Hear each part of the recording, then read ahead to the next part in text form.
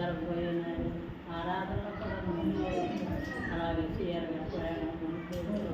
ఆ బిడ్డలు క్షేమంగా తీసుకొచ్చినట్టు అర్పించిన గుడి బిడ్డలు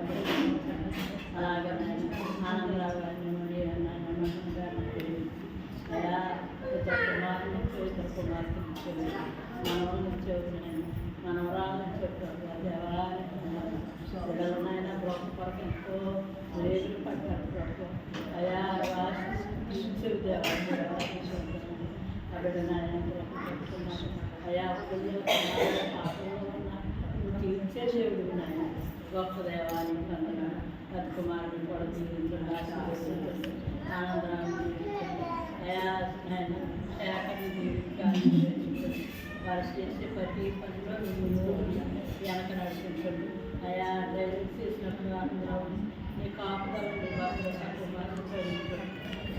చిన్న కుమారుడు కూడా ఆరోగ్యం ఆ బిడ్డ కూడా డ్రైవింగ్ వెళ్ళినప్పుడు ఆయన జాబుల్లో అయా సౌదరుని జ్ఞాపకం చేసుకోండి చిన్న కుమార్తెని జ్ఞాపకం చేసుకోండి ఇచ్చిన భర్తన బిడ్డలు కూడా నీ గృహం చుట్టూ నీ అగ్ని ఖర్చు వేయించావు నీ కాపుదలు నీ భక్తులు అయా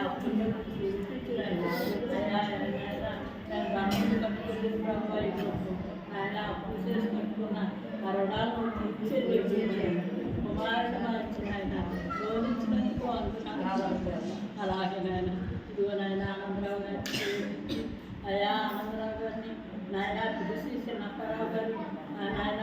గ్రహించినట్టు చెప్పారు ఆ బిడ్డలు కూడా జ్ఞాపకం చేసుకుని ఆ బిడ్డల పట్ల కార్యం చేయండి మూడు వచ్చిన బిడ్డలందరినీ దీవించండి అందరం ఆరోగ్యవంతులుగా ప్రభు ఒక్కరం కూడా భగవంతులుగా చేస్తారు అయా నిశ్చితమైన ఇక అసాధ్యమైంది ఇక అంత స్వాధ్యమైన నేను చేసిన ప్రార్థన అన్నీ నువ్వు ఆలకించేది విడిచిపెట్టే దేవుడు గొప్ప దేవాలయం నాయన నిన్న నేడు నిరంతరము కలిసి కాపాడే దేవుడు మా పట్ల ఎన్నో కార్యక్రమాలు